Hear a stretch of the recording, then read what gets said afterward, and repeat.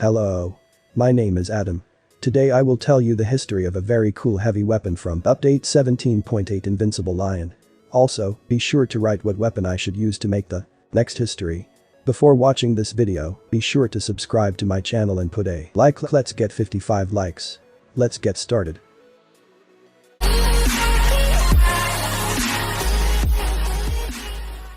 Rome, 277 year before our year. Colosseum. In the arena of the Colosseum, a deadly battle takes place in which the great warriors Leo Carpophorus and Flamma participate. At the Colosseum arena, 50,000 spectators watch the legendary battle and all cheer for their favorite gladiator, Carpophorus. As the battle comes to an end, Carpophorus tears his opponent to pieces, the audience cheers, and Carpophorus enjoys the ovation. And one night, when the full moon hung in the sky, Carpophorus decided to increase his power and become someone who has no equal. He left his domus and headed for the woods. As he approached a forest, thoughts raced through his mind as to whether or not to try to increase his strength. Then an angel and a demon appeared before him. The angel began to convince Carpophorus to leave everything as it is and not increase the power in this way. And then the angel was interrupted by a demon and said, "Do not listen to him, Carpophorus, what does he know about the beautiful life? The stronger you are, the more you will get riches and national glory. What's the worst that can happen? Think about it." These words convinced Carpophorus and he went into a dark, dense forest. He went straight along the moonlit path until he came to a filthy swamp that had to be crossed somehow. It did not take long to think, and Carpophorus pulled out a mighty 100-year-old pine tree and put it on the two banks of the swamp, and so he went to the other side of the swamp, on the magical side of the swamp.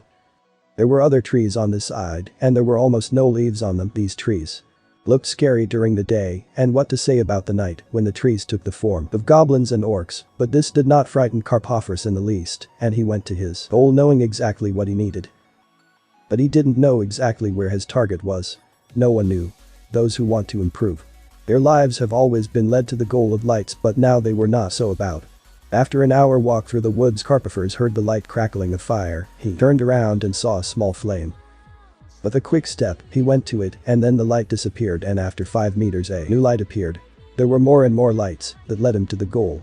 Here all the lights disappeared and Carpophorus looked at the sides, but there was nothing.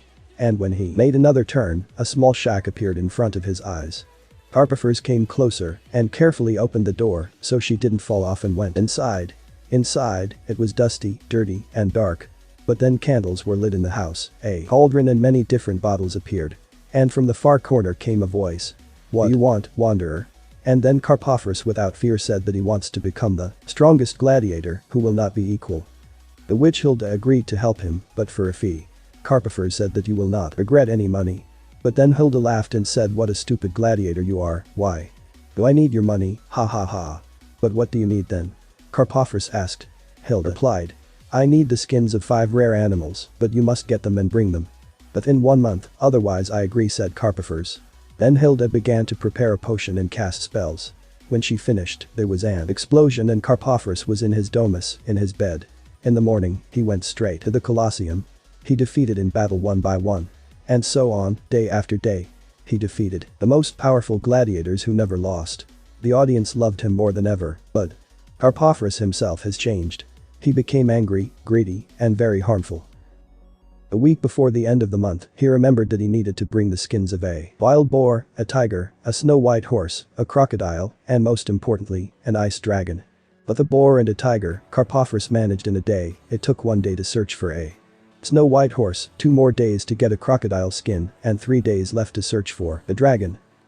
Carpophorus could not get the dragon skin as he lived very high up. As it turned out, this is the most powerful creature. Carpophorus went to Hilda and he lifted the skins for her.